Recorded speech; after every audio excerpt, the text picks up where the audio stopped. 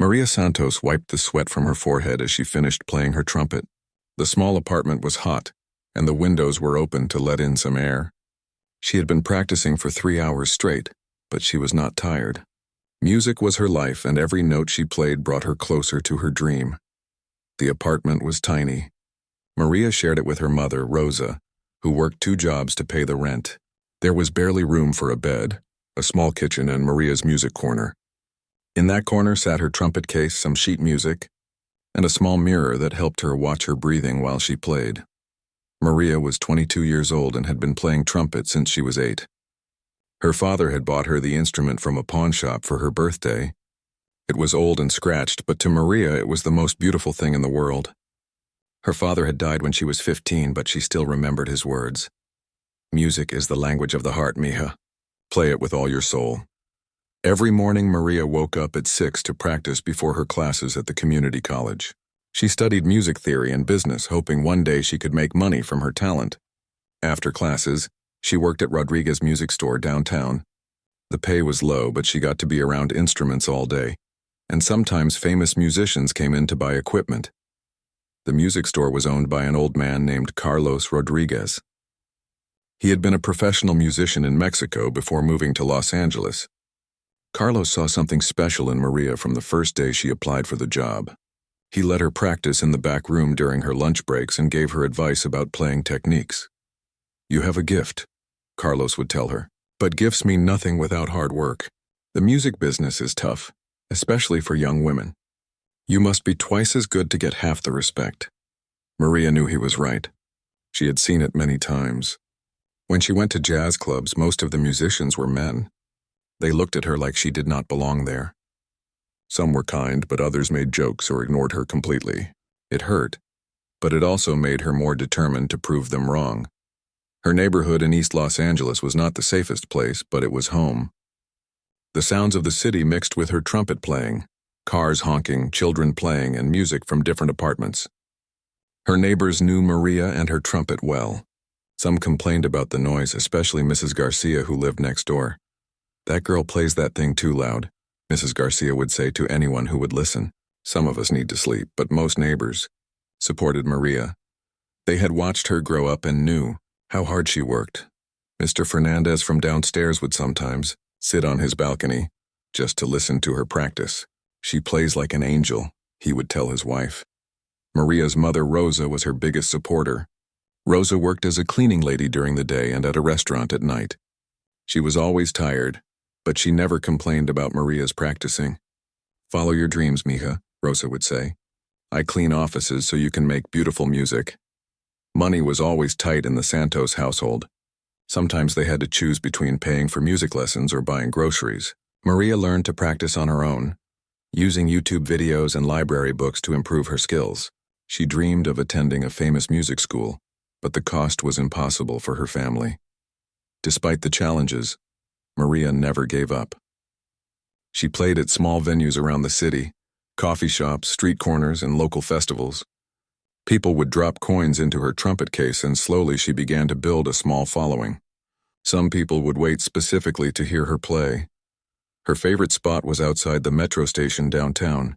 Thousands of people passed by every day, and Maria loved watching their faces when they heard her music. Some would stop and listen, others would hurry past, but everyone heard her. She played jazz standards, Latin music, and sometimes her own compositions. Maria had a special way of playing that made people feel emotions. When she played sad songs, people would stop and remember lost loved ones. When she played happy songs, children would dance and adults would smile. She put her whole heart into every note. One day at the music store, a customer came in looking for a trumpet mouthpiece. He was well-dressed and spoke with confidence. Carlos whispered to Maria that the man was a professional musician who played with famous bands. Maria watched nervously as he tested different mouthpieces. "You work here?" the man asked Maria. "Yes, sir," she replied. "Do you play?" He pointed at the trumpet in her hands. Maria nodded. She had been cleaning it during her break. "Let me hear something," he said. Maria's hands shook as she lifted the trumpet to her lips. She played a short piece by Miles Davis. The man listened carefully, his expression serious. "Not bad," he said when she finished, "but you need more power in your high notes, and your rhythm could be tighter. Maria felt disappointed but also grateful for the feedback. She thanked him and went back to work. That night, she practiced the high notes until her lips were sore. These moments kept Maria motivated. She knew she was good, but she also knew she needed to get better. Every day was a chance to improve, to get closer to her goal of becoming a professional musician. She studied the great trumpet players, Miles Davis, Clifford Brown, Maynard Ferguson. She listened to their recordings over and over, trying to understand their techniques. Maria also faced pressure from her family to be more practical. Her aunt would visit and ask when she was going to get a real job. Her cousins had become nurses and teachers, careers that provided steady income and respect. But Maria could not imagine doing anything else but music. Music doesn't pay the bills, her aunt would say. You need to think about your future. But Maria believed in her future. She saw herself on stage playing for thousands of people. She imagined recording albums and traveling the world with her music. These dreams kept her going during the hardest times. Late at night, when the city was quiet, Maria would sit by her window and play softly. She played for her father, hoping somehow he could hear her. She played for her mother, who sacrificed so much for her dreams. And she played for herself, for the little girl who fell in love with music in a pawn shop all those years ago. Maria Santos did not know it yet, but her life was about to change in ways she could never imagine. All those hours of practice, all those dreams, all that determination were preparing her for a moment that would test everything she believed about herself and her music. The Los Angeles Jazz Festival was the biggest music event of the year. For 3 days, the best musicians in the country came to play at venues all across the city. Maria had never been able to afford tickets, but she had an idea. She would set up outside the main venue and play for the crowds walking in and out. It was a Saturday morning in September, and the weather was perfect. Maria arrived early at the festival grounds with her trumpet case and a small folding chair. She found a spot on the sidewalk across from the main entrance where people would have to pass by her. The festival had not started yet, but Maria began to play anyway. She wanted to warm up and get comfortable before the crowds arrived. She played some of her favorite songs, letting the music flow naturally. A few early morning joggers stopped to listen and dropped some coins in her case. As the day went on, more people began arriving at the festival. Maria watched them. Some were young music students like herself. Others were older jazz fans dressed in expensive clothes. Many carried expensive instruments and wore backstage passes around their necks. Maria felt nervous but excited. This was her chance to play for people who really understood jazz music. She started with Summertime, one of the most famous jazz songs ever written. Her version was slow and beautiful, with a Latin flavor that reflected her heritage. A small crowd began to gather around her. Some people sat on nearby benches to listen. Others stood and swayed to the music. Maria felt the energy of her audience and played even better. This was what she lived for, the connection between musician and listener. After finishing Summertime, Maria played an upbeat version of Take the A Train. Her trumpet sang with joy and energy. People began clapping along and Maria smiled as she played. A teenager with a violin case gave her a thumbs up. An elderly man in a suit nodded his approval. What Maria did not know was that someone very important was watching her from across the street. Marcus Thompson, one of the most famous trumpet players in America, had just arrived at the festival in a black limousine. He was scheduled to perform that evening as the festival's main headliner. Marcus was known for 2 things: his incredible trumpet playing and his big ego. He had won 3 Grammy Awards and sold millions of albums. He was also known for making controversial statements about other musicians, especially women and young players. At first, Marcus thought the music he heard was coming from speakers. The sound was so clear and professional that it had to be a recording. But then he saw Maria sitting across the street with her trumpet, and he was shocked. The music that had caught his attention was coming from this young woman he had never heard of. Marcus told his driver to stop the car. He got out and stood behind a group of people who were listening to Maria. She was playing Body and Soul now, one of the most difficult jazz standards. Marcus listened carefully, analyzing her technique and style. He had to admit she was good, very good. Her tone was warm and rich, her technique was solid, and she had something that could not be taught: soul. But Marcus felt threatened. This unknown street musician was playing better than some of the famous artists inside the festival. Marcus's manager, A thin man named Steve came running after him. "Marcus, you need to get inside. The press is waiting for your interview." "Who is that girl?" Marcus asked, pointing at Maria. Steve looked over. "Just some street musician." "Come on, we're already late," but Marcus did not move. He kept listening as Maria finished her song. The crowd applauded and Maria smiled and bowed slightly. She looked so young and innocent, completely unaware that one of her musical heroes was watching her. When the applause died down, Marcus made a decision that would change everything. He walked across the street toward Maria. People in the crowd began to recognize him and whispers spread through the group. "Is that Marcus Thompson?" "Oh my God, it's really him." "What's he doing here?" Maria looked up and saw a well-dressed man approaching. She did not recognize him at first, but she noticed that people were getting excited. Then someone in the crowd shouted, "Marcus Thompson!" And Maria's heart nearly stopped. Marcus Thompson was one of her musical heroes.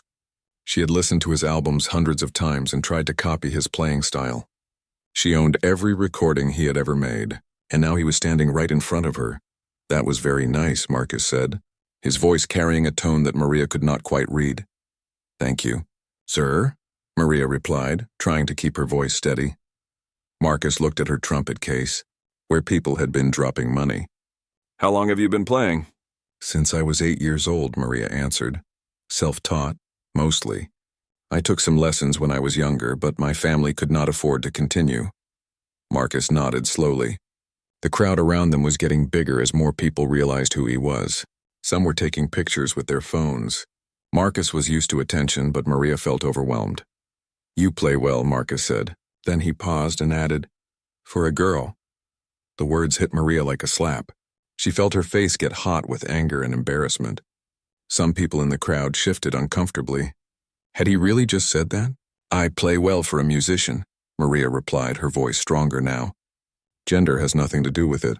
Marcus raised his eyebrows. He was not used to being challenged, especially by someone so young and unknown. "Really? You think you could hang with the professionals inside this festival?" "I think music speaks for itself," Maria said. "It does not matter if the musician is a man or a woman." The crowd was getting bigger, and Maria could see people holding up their phones to record the conversation. She knew this was probably not going to end well, but she could not stop herself from defending her beliefs. Marcus felt his reputation was being questioned in front of all these people. He was used to being respected and admired. This young woman was making him look bad, and the cameras were capturing every moment. "You have confidence, I'll give you that," Marcus said, "but confidence and skill are two different things. Real jazz requires pressure, intensity, competition. It's not the same as playing pretty songs on a street corner." Maria felt anger building inside her. She had worked too hard and sacrificed too much to let anyone dismiss her like this. "I've been playing under pressure my whole life," she said. "Pressure to pay rent, pressure to succeed, pressure to prove myself every single day." "That's not the same thing," Marcus replied. "I'm talking about real musical pressure. The kind you face when you're on stage with other professionals, when your reputation is on the line." The crowd was completely silent now, watching this unexpected confrontation between the famous musician and the unknown street performer. Maria felt all eyes on her, and she knew whatever she said next would be important. "Then let's find out," Maria said, her voice clear and strong. "If you think street musicians can't handle real pressure, prove it." Marcus was surprised by her boldness. No one had ever challenged him so directly, especially not in public. He looked around at the crowd, at the phones recording everything, at the festival entrance where he was supposed to be the star of the show. "What exactly are you suggesting?" Marcus asked. Maria's heart was pounding, but she knew there was no turning back now. "A musical duel. You and me. Let the audience decide who plays better." The crowd gasped. Someone shouted, "Oh my God!" Another person started laughing. This was the most unexpected thing anyone had ever seen at the jazz festival. Marcus felt trapped. If he walked away, he would look like a coward. If he accepted, he would be giving this unknown musician a platform she did not deserve. But with all the cameras rolling and the crowd watching, he felt he had no choice. "Fine," Marcus said. "Next Saturday night at the Blue Note Club. 7 o'clock. Winner takes all." "What does the winner get?" Maria asked. Marcus thought for a moment. "Recognition. The loser publicly admits the other musician is superior." Maria extended her hand. "Deal." Marcus shook it and the crowd erupted in cheers and applause. As Marcus walked away toward the festival entrance, Maria sat down heavily in her chair. She could not believe what had just happened. In the span of 10 minutes, her life had completely changed. People crowded around her, asking questions and taking pictures. Someone thrust a microphone in her face and asked how she felt about challenging one of the greatest trumpet players alive. Maria looked at her trumpet, then at the crowd, then at the festival entrance where Marcus had disappeared. She had just made the biggest bet of her life, and now she had 1 week to prepare for the most important performance of her career. Within hours of the confrontation at the jazz festival, videos of Maria's challenge to Marcus Thompson were everywhere. Someone had posted the encounter on social media, and it spread like wildfire across the internet. By Sunday morning, music, blogs and news websites were writing stories about the unknown young woman who had dared to challenge one of jazz's biggest stars. Maria woke up to her phone buzzing constantly with notifications. She had dozens of missed calls, hundreds of text messages, and thousands of new followers on her social media accounts. Her mother, Rosa, was sitting at the kitchen table, holding a newspaper with Maria's picture on the front page. "Mija, what did you do?" Rosa asked, her voice full of worry and amazement. Maria sat down and read the headline, "Street Musician Challenges Grammy Winner to Trumpet Duel." The article described her as a brave young artist or a foolish amateur, depending on which paragraph you read. Carlos from the music store called early that morning. "Maria, you need to come in. There are reporters outside asking about you." When Maria arrived at work, she found a crowd of people with cameras and microphones waiting for her. She tried to go in through the back door, but they had found her there too. "Miss Santos, how do you feel about challenging Marcus Thompson? Do you really think you can beat him? What made you so confident?" Maria was not used to this kind of attention. She answered a few questions as politely as she could, but mostly, she just wanted to get inside and process what was happening to her life. Carlos was excited and nervous at the same time. "This is incredible publicity for you," he said.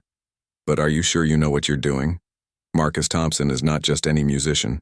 He's been playing professionally for 20 years. "I know exactly who he is," Maria replied. "That's why I had to stand up to him. I couldn't let him dismiss me just because I'm young and female." Throughout the day, Maria received calls from people she had never met. Some were supportive, others were critical. A music producer from New York called to say he was interested in working with her, regardless of how the duel went. A jazz critic from a major magazine wanted to interview her, but not all the attention was positive. Marcus Thompson's fans were angry that some unknown musician had disrespected their hero. They left harsh comments on her social media pages, calling her names and telling her she had no business challenging a real professional. "Who does this girl think she is?" One comment read, "Marcus Thompson has forgotten more about music than she'll ever know." "She's just looking for attention," wrote another. "This is embarrassing." Some of the criticism was really mean and personal. People made jokes about her appearance, her background, and her family's financial situation. Maria tried not to read the negative comments, but it was hard to ignore them completely. However, Maria also received an incredible amount of support. Musicians from around the world reached out to encourage her. Female musicians especially rallied behind her, sharing their own stories of being underestimated or dismissed in the music industry. A famous jazz singer named Diana Martinez posted on social media, "I've been where Maria is now. Every woman in jazz has. She's fighting for all of us." A trumpet player from New Orleans wrote, "This young lady has courage. Win or lose, she's already won my respect." Even some male musicians supported her. A well-known pianist posted, "Music is about soul and skill, not about who you are or where you come from. I'm rooting for Maria." The Blue Note Club, where the duel was scheduled to take place, was suddenly the center of attention. The owner, a man named Jimmy Chen, called Maria on Tuesday. "Miss Santos, I need to talk to you about Saturday night," Jimmy said. "We've had thousands of people trying to buy tickets. The club only holds 200 people, but we could sell 2,000 tickets if we had the space." Jimmy explained that several television networks wanted to broadcast the event live. Music websites wanted to stream it online. The simple challenge that had started on a street corner was becoming a major media event. "Are you sure you want to go through with this?" Jimmy asked. "The pressure is going to be enormous." Maria thought about it for a moment. Part of her was terrified. This had grown much bigger than she had ever imagined. But backing out now would prove that Marcus was right about her not being able to handle pressure. "I'm sure," Maria said. "I'll be there Saturday night." Meanwhile, Marcus Thompson was dealing with his own pressures. His manager Steve was furious about the whole situation. "How could you let some street musician trap you into this?" Steve demanded. "If you lose, your reputation is ruined. If you win, you look like a bully who beat up on a kid." Marcus had been thinking the same thing. He had let his ego make a decision that was bad for his career no matter what happened. But now he was committed, and thousands of people would be watching. "I'm not going to lose to some amateur," Marcus told Steve. "I've been playing longer than she's been alive." But privately, Marcus was worried. He had heard the videos of Maria playing, and she was better than he wanted to admit. She had natural talent and a style that was fresh and emotional. He began practicing more seriously than he had in years. As the week went on, the story continued to grow. Music magazines wrote articles about the history of musical duels. Jazz historians discussed famous competitions from the past. Social media was full of debates about who would win. The pressure on Maria was intense. Everywhere she went, people recognized her and wanted to talk about the upcoming duel. She tried to maintain her normal routine, working at the music store, practicing at home, attending her college classes. But everything felt different now. Her music theory professor, Dr. Williams, called her aside after class on Thursday. "Maria, I want you to know that the entire music department is proud of you," he said. "Regardless of what happens Saturday, you've already accomplished something important. You've started a conversation about equality and respect in the music world." That evening, Maria sat in her apartment trying to decide what songs she would play. The format had been agreed upon. Each musician would play 2 solo pieces, and then they would play one song together. The audience would vote by applause after each round. Maria knew she needed to choose songs that would show off her technical skills, but also demonstrate her emotional depth.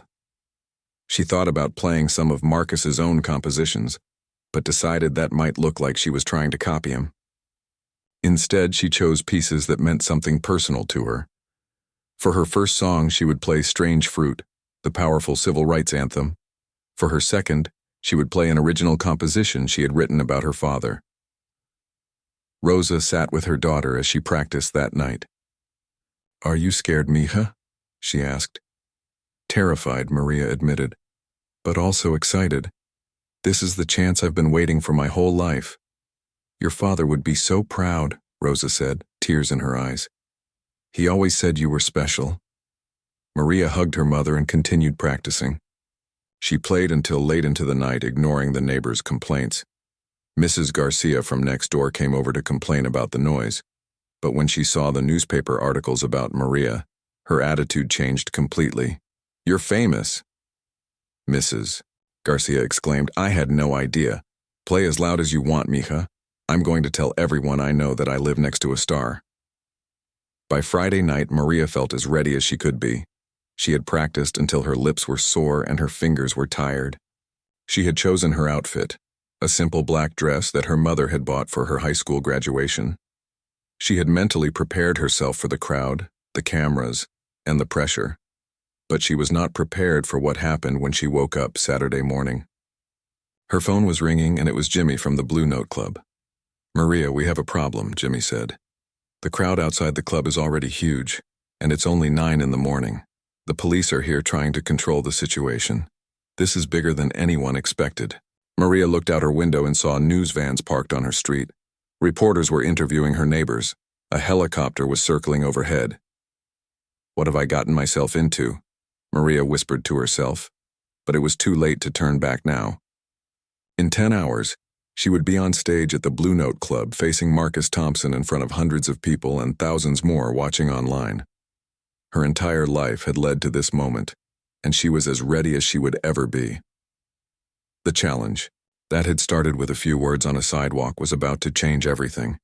Not just for Maria and Marcus, but for everyone who believed that music should be about talent and passion, not about who you are or where you come from. The morning of the duel, Maria could not eat breakfast.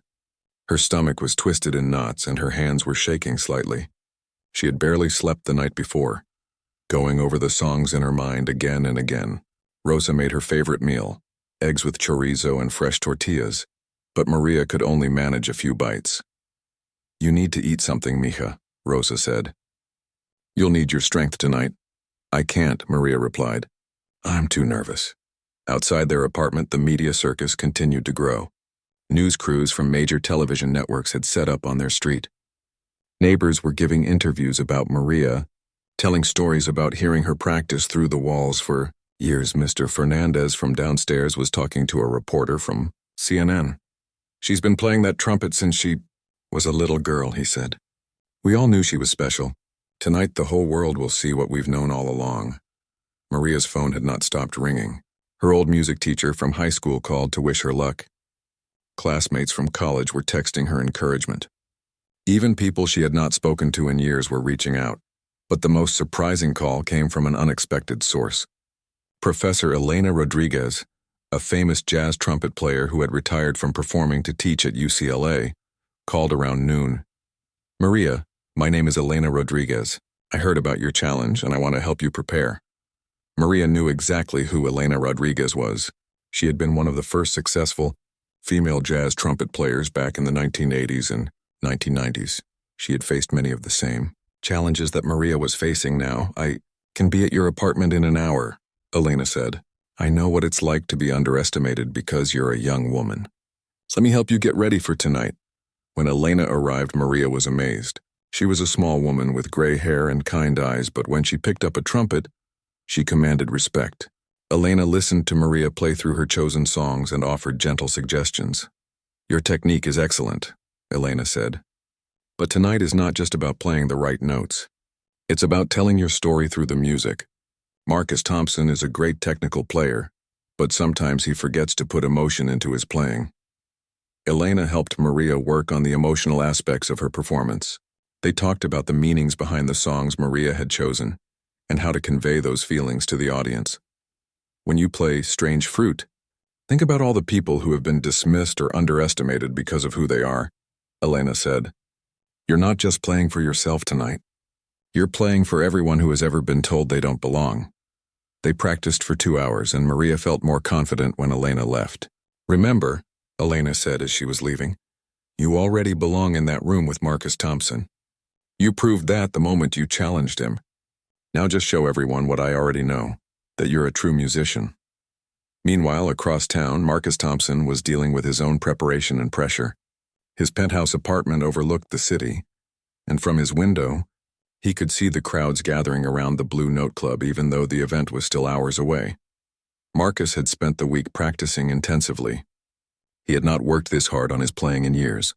Part of him was angry that he felt the need to prepare so seriously for what should have been an easy win against an amateur. But the videos of Maria playing had impressed him more than he wanted to admit. His manager, Steve, paced around the apartment, constantly checking his phone for updates about the media coverage. "This thing has gotten completely out of control," Steve said. "Rolling Stone wants an exclusive interview after the duel. The New York Times is sending their music critic.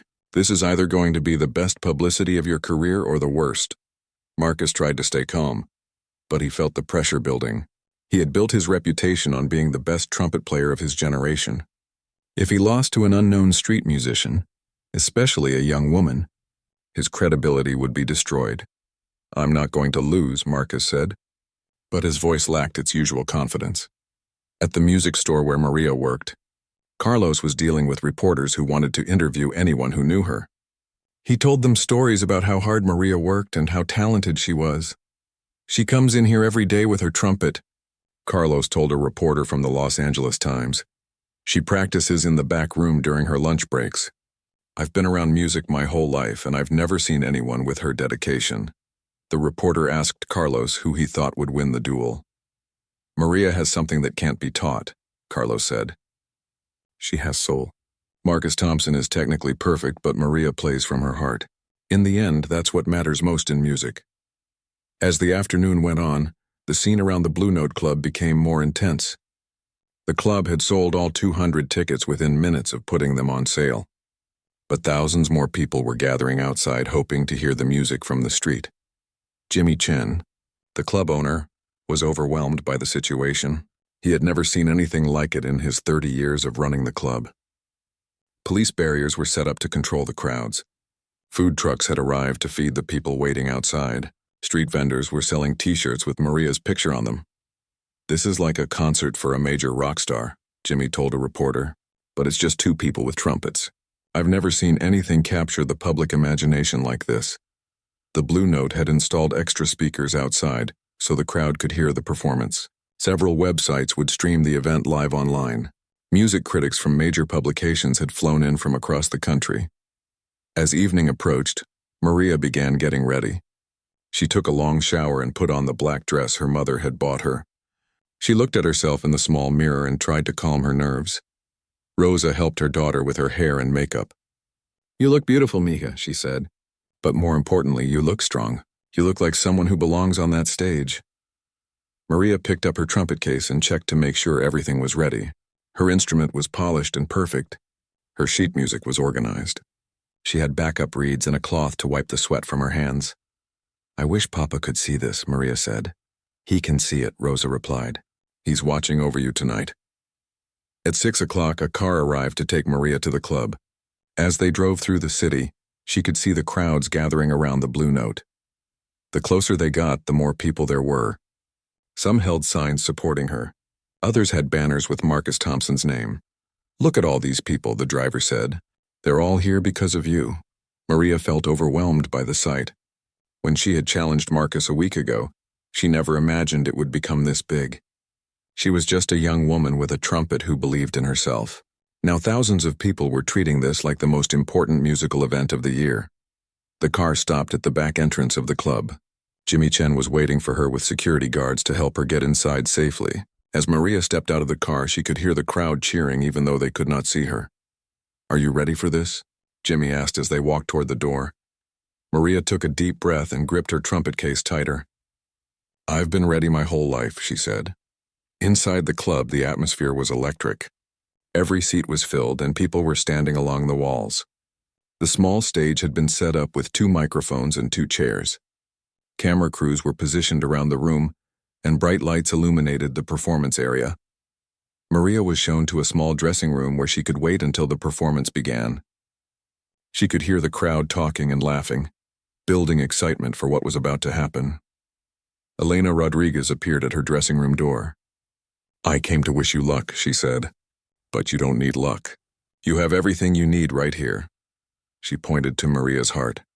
At 7 o'clock sharp, Jimmy Chen walked onto the stage. The crowd immediately became quiet. "Ladies and gentlemen," Jimmy announced, "welcome to what may be the most anticipated musical event of the year. Tonight we have a trumpet duel between Grammy Award winner Marcus Thompson and challenger Maria Santos." The crowd erupted in cheers and applause. Some people chanted Maria's name, others called out for Marcus. "The format is simple," Jimmy continued. "Each musician will play 2 solo pieces followed by 1 collaborative song. After each round, you, the audience, will decide the winner by your applause." Jimmy paused and looked around the packed room. "This is more than just a musical competition. This is about respect, talent, and the power of music to bring people together. Let's see what these 2 amazing musicians can do." As Jimmy left the stage, Maria felt her heart pounding. In a few moments, she would walk out in front of these people and play her trumpet. Everything she had worked for, everything she believed about herself and her music, would be put to the test. She picked up her trumpet, took one final deep breath, and prepared to step into the spotlight that would change her life forever. The moment Maria stepped onto the stage at the Blue Note Club, the room fell completely silent. 200 people held their breath as she walked to her position. The bright lights made it hard for her to see individual faces in the audience, but she could feel the energy of every person in the room. Maria was wearing her father's vintage blazer over her black dress. She had found it in her mother's closet that afternoon, a brown jacket with worn elbows that still smelled faintly of his cologne. Wearing it made her feel like he was there with her, giving her strength. The silence stretched on as Maria adjusted her microphone and checked her music stand. She could hear her own heartbeat in her ears. Somewhere in that crowd was her mother, Rosa, Carlos from the music store, Elena Rodriguez, and many other people who believed in her. But she also knew that thousands more were watching online, waiting to see if she would succeed or fail. Jimmy Chen returned to the stage to explain the rules one more time. Miss Santos will perform first, followed by Mr. Thompson. After both solo performances, the audience will indicate their preference through applause. Then we'll repeat the process for round 2. Maria nodded and lifted her trumpet to her lips. She had chosen to open with Strange Fruit, the haunting song about racism and injustice that had been made famous by Billie Holiday. It was a risky choice. The song was slow and emotional, not flashy or technical, but it meant something important to her. As the first notes rang out through the club, Maria felt her nerves disappear. This was what she lived for, the moment when music took over and everything else faded away. Her trumpet sang with a pure, clear tone that filled every corner of the room. The song told a story of pain and hope, and Maria put every emotion she had ever felt into those notes. She thought about her father, who had faced discrimination as an immigrant. She thought about her mother, who worked 2 jobs to support their dreams. She thought about all the times she had been told she did not belong in the music world because she was young, female, and from a poor family.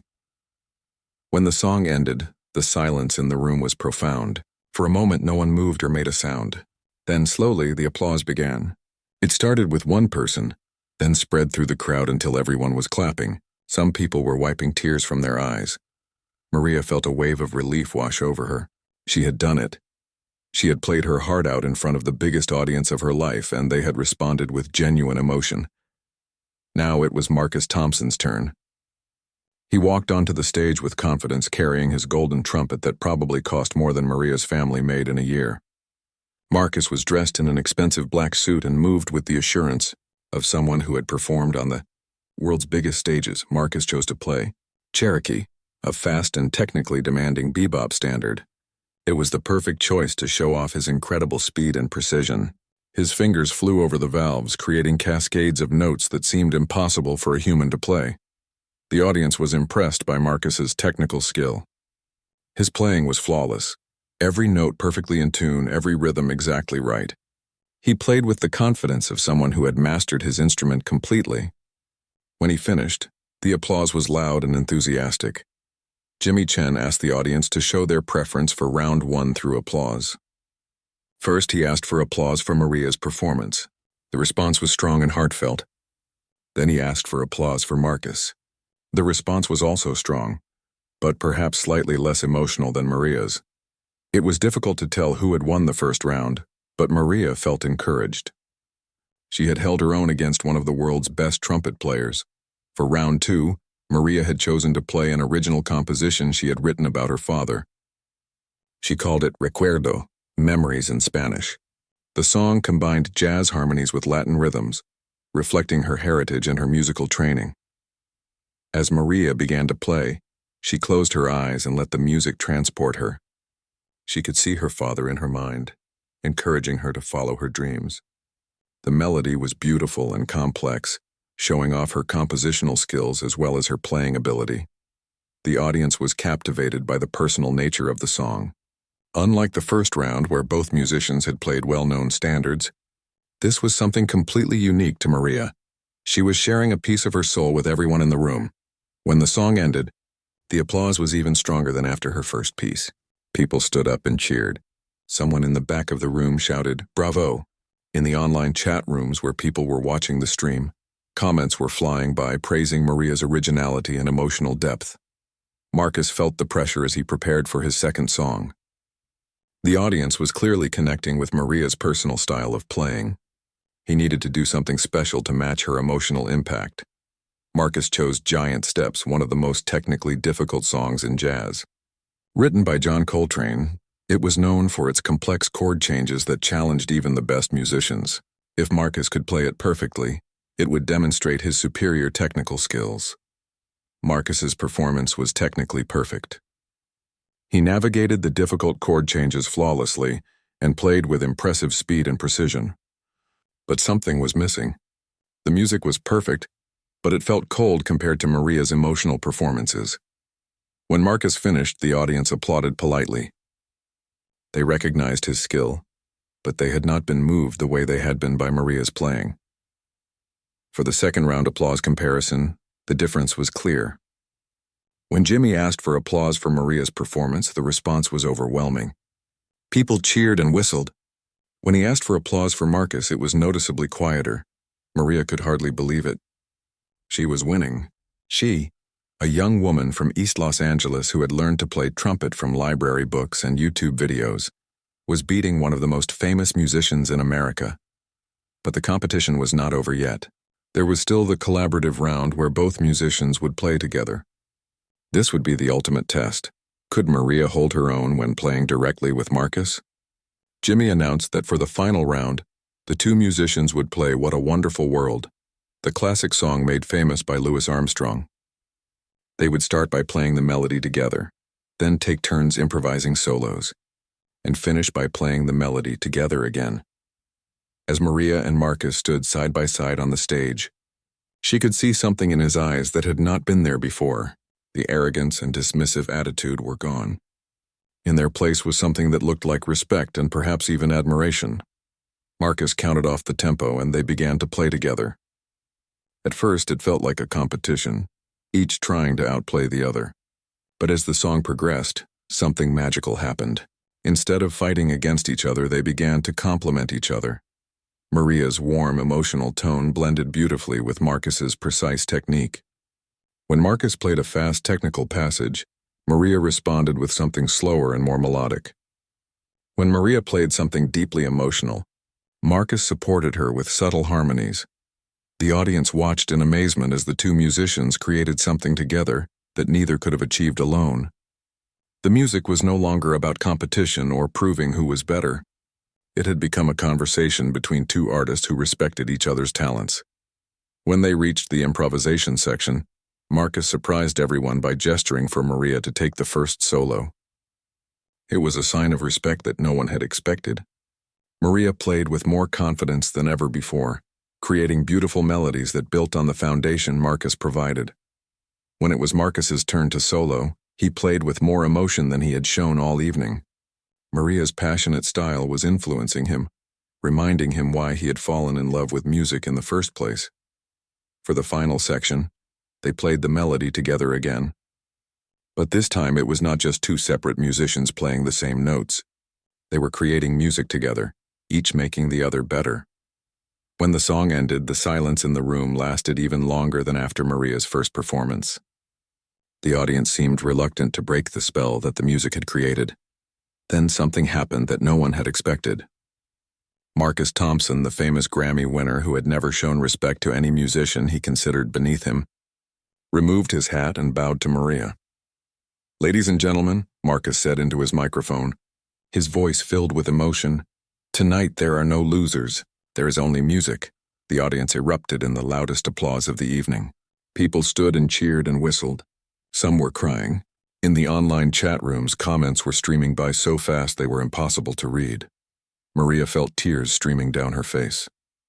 She had not just won a musical competition.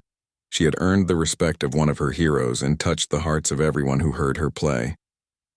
As the applause continued, Marcus walked over to Maria and shook her hand. "You reminded me tonight why I started playing music," he said quietly so only she could hear. "Thank you for that." Maria could barely speak. "Thank you for giving me this chance," she managed to say.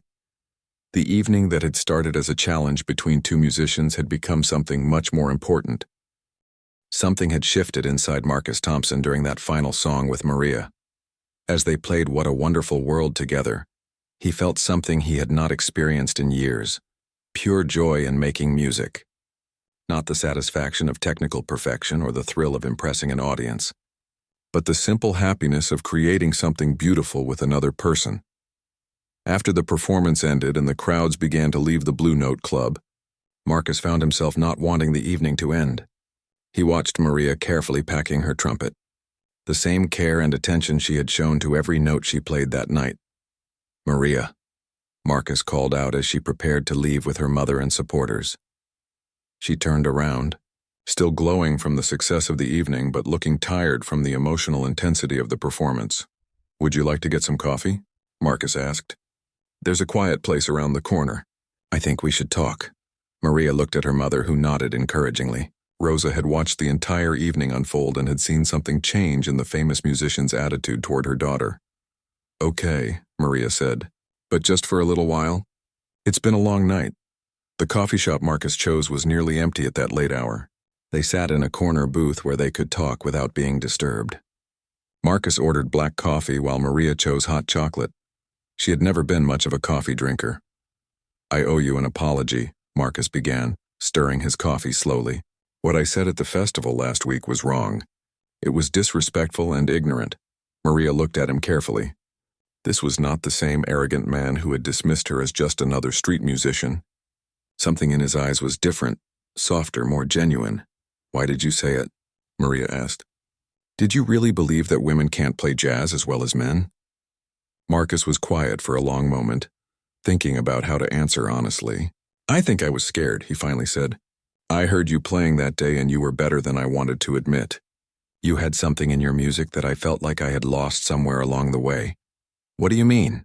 "Passion, soul, the reason why music matters." Marcus took a sip of his coffee. "When I started playing trumpet, I was like you. I played because I loved it, because I had something to say through the music. But over the years, success changed me. I started playing to impress people, to prove I was the best, to make money. I forgot about the joy." Maria was surprised by his honesty. She had expected Marcus to be defensive or to make excuses for his behavior. Instead, he was sharing something personal and vulnerable. "Tonight, when we played together," Marcus continued, "you reminded me what music is supposed to feel like. It's not about being perfect or being famous. It's about connecting with people, about expressing something real and true." "I never forgot that," Maria said. "Maybe because I never had success to change me. Music has always been personal for me. It's how I talk to my father who died, how I express feelings I can't put into words." Marcus nodded. "I could hear that in your playing tonight. Every note meant something to you. When you played Strange Fruit, I felt like you were telling me your life story. When I played Giant Steps, I was just showing off." They talked for over an hour about music, about their different backgrounds, about the challenges of being a professional musician. Marcus told Maria stories about the music industry that both excited and worried her. Maria told Marcus about growing up poor but surrounded by love and support. "Can I ask you something?" Maria said as they prepared to leave. "What happens now? I mean, after tonight, what changes?" Marcus smiled, the first genuine smile Maria had seen from him. "Everything changes. For both of us. You've got record companies wanting to meet with you already, haven't you?" Maria nodded. She had received several calls during the week from music industry people who wanted to work with her. "Be careful," Marcus advised. "Some of them will try to change who you are as an artist. They'll want to make you more commercial, more marketable. Don't let them take away what makes you special." "What about you?" Maria asked. "What changes for you?" Marcus was quiet for a moment. "I need to remember why I started playing music in the first place. Tonight made me realize that I've been so focused on being the best that I forgot about being authentic. Maybe it's time for me to step back and rediscover what music means to me." As they walked out of the coffee shop, Marcus turned to Maria one more time. "I want to ask you something, and I want you to think about it before you answer." "What is it?" "I'm planning a small tour, just intimate venues, focusing on the music rather than the show business side. Would you consider joining me? Not as my opening act, but as my equal partner. We could explore this musical connection we discovered tonight." Maria was shocked. A tour with Marcus Thompson would be an incredible opportunity, but she also needed to be careful not to let his fame overshadow her own identity as an artist. "I'll think about it," she said, "but if I say yes, it has to be as equals. Not as the young woman you're helping, but as a musician you respect." "Absolutely," Marcus agreed. "That's exactly what I want." The next morning, Maria woke up to find that the video of their final duet had been viewed over 1 million times online. Comments were pouring in from around the world, praising both musicians but especially noting how their collaboration had created something magical. Music blogs were calling it the moment that changed jazz forever. Social media was full of discussions about gender equality in music, about the power of authentic expression, and about the beauty of unexpected partnerships. Maria's phone was ringing constantly with interview requests, recording offers, and performance opportunities. But the call that meant the most to her came from Elena Rodriguez, her mentor who had helped her prepare for the duel. "Maria, I watched the whole thing online," Elena said. "I am so proud of you. Not just because you played beautifully, but because you stayed true to yourself under incredible pressure." "Thank you for helping me prepare," Maria replied. "I couldn't have done it without your guidance." "You had everything you needed inside you already," Elena said. "I just helped you remember it. Now what are you going to do with all this attention?" It was a good question. Maria had gone from being unknown to being famous in the space of 1 week. Record companies were offering her contracts. Booking agents wanted to schedule concerts. Magazine editors wanted to put her on covers. But Maria also received a call that reminded her of her roots. Carlos from the music store called to tell her that dozens of young musicians had come into the store asking about trumpet lessons. "Your performance inspired so many young people," Carlos said, "especially young women. They see what you accomplished, and they believe they can do it too." That afternoon, Maria went back to her old practice spot outside the metro station downtown. Word had spread that she might be there, and a small crowd gathered to listen. This time, though, she noticed something different in the audience. There were more young women with instruments.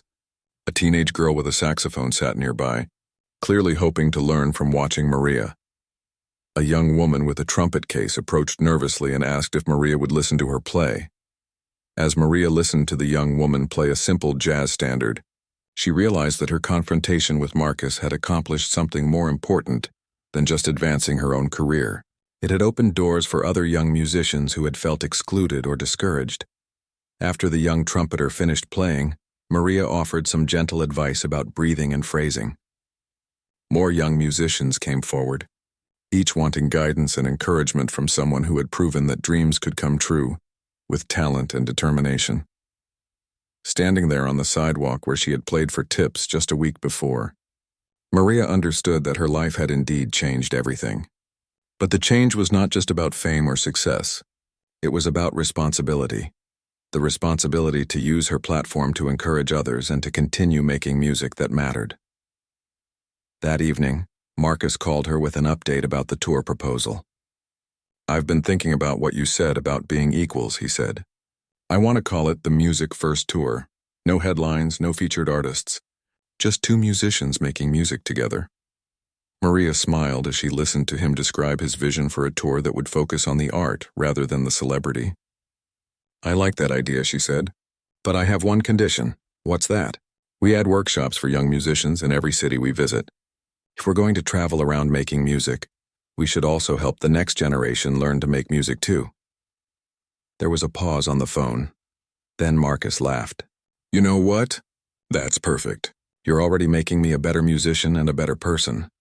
As Maria hung up the phone, she looked at her trumpet sitting in its case. 1 week ago, it had been just an instrument she used to play for tips on street corners. Now it was the tool that had changed her life and inspired countless others. She picked up the trumpet and played a few soft notes, thinking about her father and how proud he would be. The music that came out was not technically perfect, but it was filled with gratitude, hope, and the kind of authentic emotion that had started this whole incredible journey. 3 months after the famous duel at the Blue Note Club, Maria found herself in a recording studio in Nashville, working on an album that would change both her life and Marcus Thompson's career forever. The studio was filled with the best musicians in the country, but the atmosphere was relaxed and creative rather than competitive. Maria had spent those 3 months carefully considering all the opportunities that came her way after the duel. Record companies had offered her solo contracts worth millions of dollars. Television producers wanted to create a reality show about her life. Fashion brands wanted her to endorse their products, but Maria had turned down most of these offers. She was more interested in making music than making money, and she wanted to be known for her talent rather than her story. The only offer she accepted was Marcus's invitation to collaborate on an album and tour together. "Are you sure you want to do this?" Rosa had asked her daughter when Maria explained her decision. "Some of these other offers could make you rich." "Music made me rich already, Mama," Maria replied. "Rich in ways that money can't measure. Now I want to make music that will make other people feel rich too." Marcus had also made significant changes in his life since the duel. He had fired his old manager, Steve, who had been more interested in Marcus's image than his music. Instead, he hired a smaller management team that understood his desire to focus on artistic growth rather than commercial success. The album they were recording together was called Beyond the Duel, and it featured both original compositions and new arrangements of jazz standards. What made it special was not just the quality of the music, but the story it told about two very different musicians finding common ground. Maria had written several songs for the album, including one called The Challenge, that told the story of their confrontation at the jazz festival.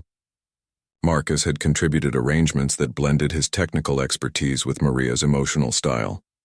"I've never enjoyed recording this much," Marcus told the producer during a break between songs. "Usually I'm so focused on getting everything perfect that I forget to have fun. Working with Maria reminds me that music is supposed to be joyful." The recording process was different from anything either musician had experienced before. Instead of recording their parts separately and putting them together later, they played most of the songs live in the studio together. This approach captured the spontaneous energy of their performance at the Blue Note Club. One day, while they were working on a particularly challenging piece, Maria suggested they invite some young musicians to observe the recording session. "I keep thinking about all those kids who came to hear me play after the duel," she said. Maybe seeing how a real album gets made would inspire them. Marcus loved the idea. They arranged for a dozen music students from local schools to visit the studio. The students, ranging in age from 12 to 18, watched in amazement as professional musicians worked together to create something beautiful. During a break, Maria and Marcus talked with the students about music and about following their dreams. One young girl with a trumpet asked Maria how she had found the courage to challenge such a famous musician. "I didn't think about courage," Maria answered honestly. "I just thought about what was right. When someone says you can't do something because of who you are instead of what you can do, you have to stand up for yourself, and for everyone else who might be facing the same problem." A teenage boy with a saxophone asked Marcus what he had learned from the experience. Marcus thought carefully before answering. "I learned that being the best at something doesn't mean you're better than other people," he said. "I also learned that listening to someone else's music can make your own music better. Maria taught me that collaboration is more powerful than competition." The students asked intelligent questions about music theory, about the business side of the industry, and about handling pressure and criticism. Both Maria and Marcus were impressed by how thoughtful and passionate these young musicians were. As the recording sessions continued, word spread throughout the music industry about the album Marcus and Maria were creating. Other famous musicians began asking if they could contribute to the project. A legendary jazz pianist offered to play on one track. A celebrated vocalist wanted to sing on a ballad Maria had written. But Marcus and Maria decided to keep the album focused on their collaboration. They wanted it to be an authentic representation of what they had discovered together, not a collection of famous names. "This album is about finding your musical voice and learning to blend it with someone else's," Maria explained to a journalist who was documenting the recording process. Adding too many other voices would change that message. The first single from the album was their studio version of What a Wonderful World, the song they had played together at the duel. Radio stations across the country began playing it immediately, and listeners responded with enthusiasm. What surprised everyone was how different audiences reacted to the song. Jazz fans appreciated the technical skill and the fresh arrangement. Younger listeners connected with the emotional authenticity. Older listeners were reminded of why they had fallen in love with music in the first place. Music critics wrote articles about how the collaboration between Marcus and Maria represented something new in jazz. May returned to the music's roots as a form of emotional expression and cultural bridge building. During this time, Maria also began receiving invitations to speak at music schools and conferences. She talked about her journey from street musician to recording artist, but she always emphasized that success was not about fame or money. "Success in music means being able to touch people's hearts with your playing," she would tell students. "It means staying true to your own voice while being open to learning from others. It means using your platform to lift up other musicians, especially those who might not get opportunities otherwise." Elena Rodriguez, Maria's mentor, attended one of these speaking events and was proud to see how Maria had grown not just as a musician, but as a leader in the music community. "You're becoming exactly the kind of artist the world needs," Elena told Maria after her presentation. Someone who succeeds without losing their soul. Someone who opens doors instead of closing them. As the album neared completion, Marcus and Maria began planning their tour. They decided to call it the Music First Tour, and they planned to visit both major concert halls and smaller, intimate venues in cities across the country. Most importantly, they planned to include educational workshops for young musicians in every city they visited. These workshops would be free and open to any student who wanted to attend, regardless of their family's ability to pay. We want to make sure that talent gets noticed no matter where it comes from, Marcus explained to reporters. Maria showed me that incredible musicians can come from anywhere.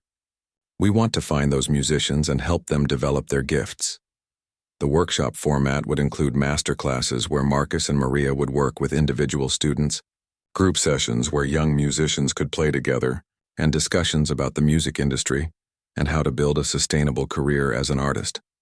They also planned to record some of the workshop sessions and make them available online for free, so that students who couldn't attend in person could still benefit from the instruction. As they prepared for the tour, both Marcus and Maria reflected on how much their lives had changed since that confrontation at the jazz festival. What had started as a conflict had become a partnership that was enriching both of their artistic lives. "I keep thinking about that day when you challenged me," Marcus said during one of their final recording sessions. "I was so angry at first. I thought you were disrespecting me, but you were actually challenging me to be better." "I was scared that day," Maria admitted, "but I was also angry. You dismissed me without even knowing what I could do. I had to prove that talent doesn't depend on gender or age or where you come from." "You proved that and more," Marcus said. "You proved that music is bigger than any one person's ego. You reminded me that the best music happens when people work together instead of trying to tear each other down." As they put the finishing touches on the last song of the album, both musicians knew they had created something special, not just a collection of beautiful music, but a statement about what was possible when artists approached their work with humility, respect, and genuine desire to create something meaningful. The album Beyond the Duel would go on to win several Grammy Awards, but for Maria and Marcus, the real victory was already complete. They had found a way to honor their individual talents while creating something together that neither could have achieved alone, and they had proven that sometimes the best challenges are the ones that force us to grow beyond what we thought was possible. 5 years after the famous Trumpet Duel at the Blue Note Club, Maria Santos stood on the stage at the Monterey Jazz Festival, looking out at an audience of 50,000 people. She was now 27 years old and had become one of the most respected jazz musicians in the world. But what made this moment special was not her own success. It was the group of young musicians sharing the stage with her. The Marcus Thompson and Maria Santos Foundation had grown from a simple idea about helping young musicians into a national organization that provided instruments, lessons, and performance opportunities to thousands of students every year. Tonight's concert was the Foundation's annual showcase, featuring some of the most talented young artists they had discovered. Maria watched as 16-year-old David Chen from San Francisco played a trumpet solo that brought tears to her eyes. His family had immigrated from China with nothing, just like her own family had come from Mexico with dreams and determination. David had learned to play on a used trumpet provided by the Foundation, and now he was performing at one of the world's most prestigious jazz festivals. Next to David stood 18-year-old Aisha Williams from Detroit, whose saxophone playing combined technical brilliance with deep emotional expression. Aisha had grown up in one of the city's toughest neighborhoods, but music had given her a path to something better. She was now studying at Juilliard on a full scholarship funded by the Foundation.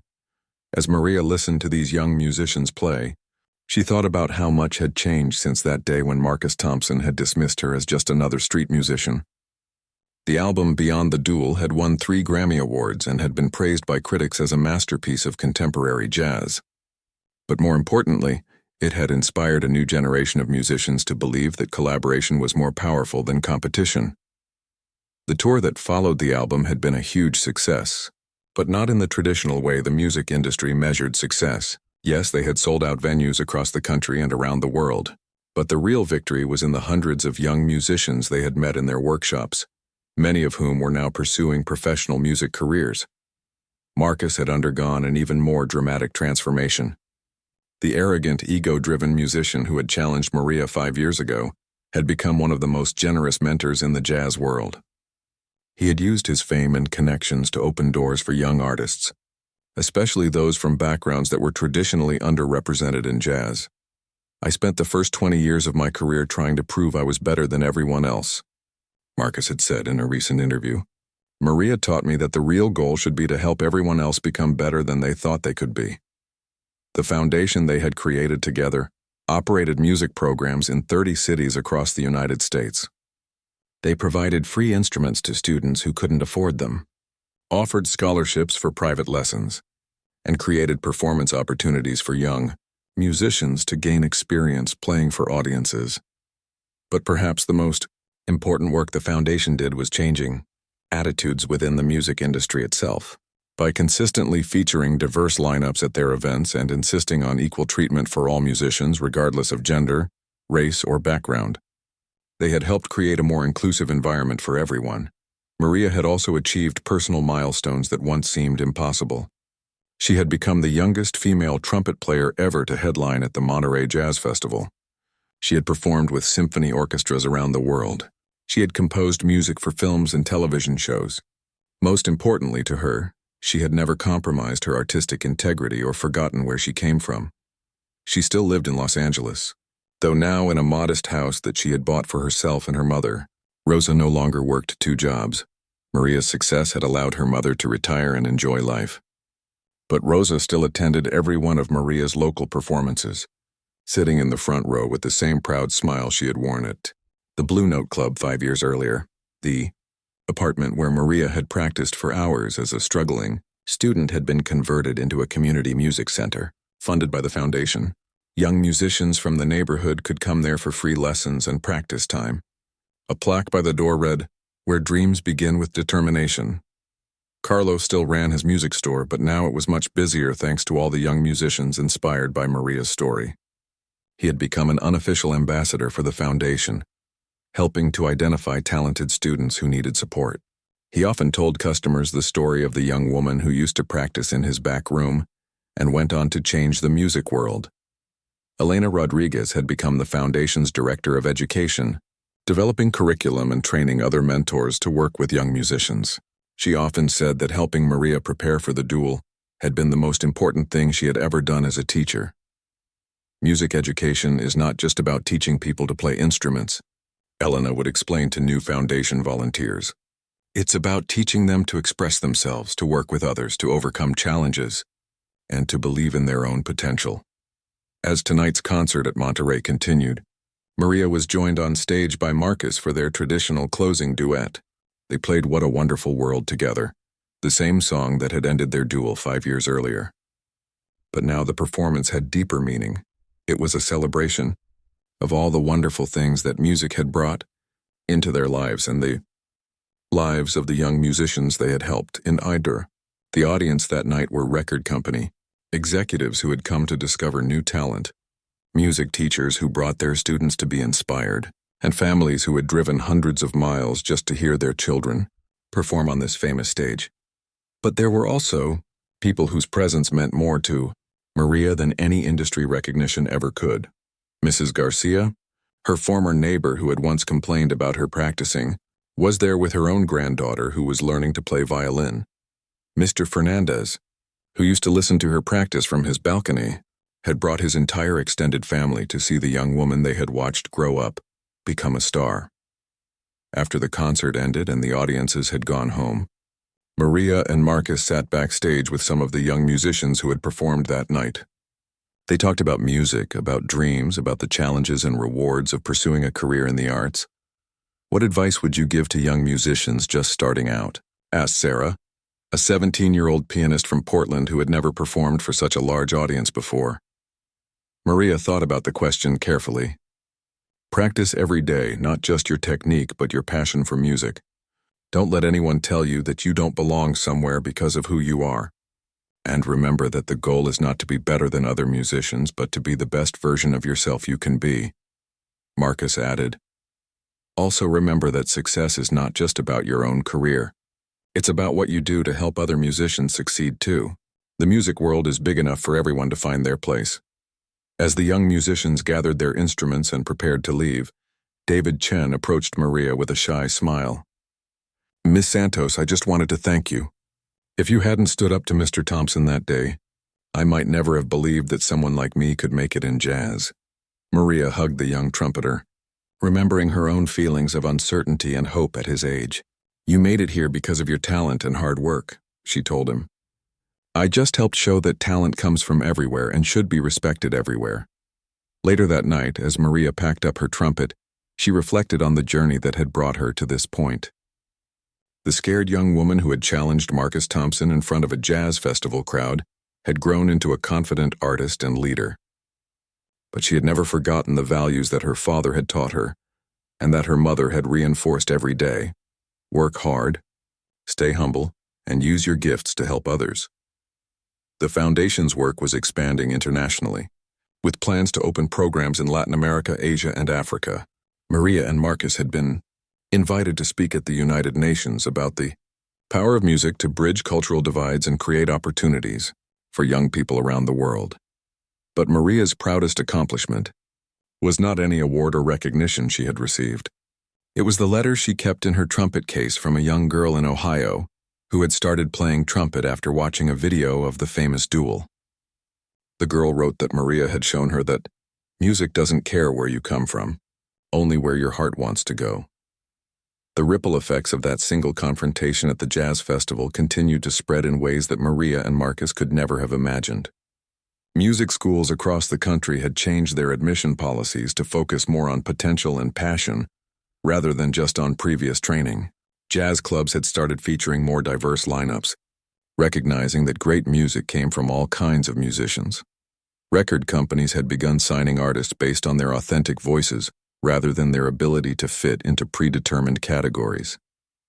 Young musicians everywhere felt more confident pursuing their dreams, knowing that talent and determination could overcome prejudice and doubt. On quiet evenings at home, Maria would sometimes sit with her trumpet and play softly just for herself.